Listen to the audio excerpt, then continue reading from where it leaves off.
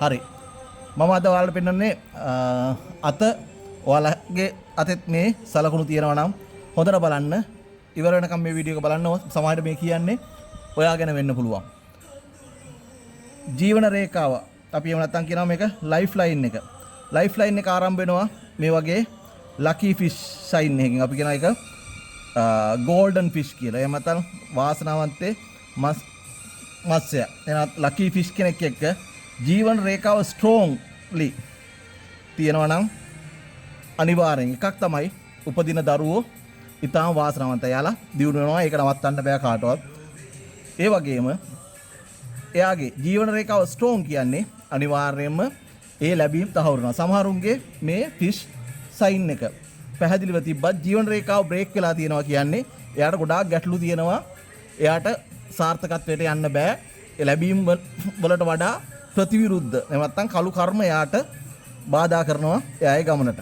එහෙනම් fish sign එකත් එක්ක ලයිෆ් ලයින් එක ස්ට්‍රෝන් තිබිලා මනි ට්‍රයැන්ගල් එක මේ විදිහට අතේ පැහැදිලිව තියෙනවා නම් එයාට ධනෙ ලැබීම සහ හොඳ පෞල් ජීවිතයක් එක්ක තමන්ගේ ජීවිතයේ ස්ථාවරත්වයට පත් වෙන්න පටන් ගන්නවා. හැබැයි එයාගේ ලයිෆ් එකේ හાર્ට් ලයින් එක එන්ඩ් එකේදී නම් මේ ත්‍රිශූල මාක් එක තියෙන්නේ. හොඳට මතක තියාගන්න.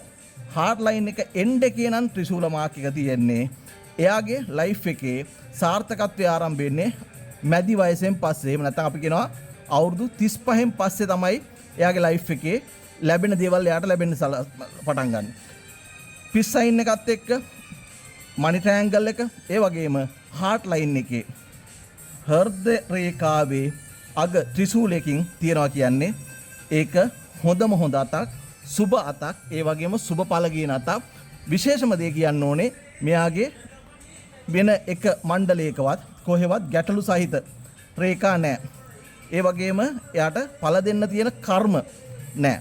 ඒ හින්දා අනිවාර්යෙන් එයාගේ ලයිෆ් එක අවුරුදු 35 පහු වෙනකොට ස්ථාවර වෙන්න පටන් ගන්නවා.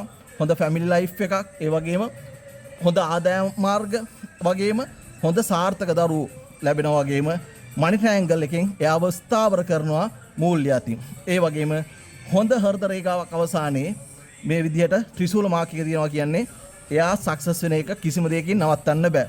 ඉතින් එහෙනම් මේ වගේ සලකුණු තුන ඔයාගේ අතේ හරියට තියෙනවා නම් බාධාවක් නැතිව අනිවාර්යයෙන්ම ඔයත් සාර්ථකත්වයට යන කෙනෙක්.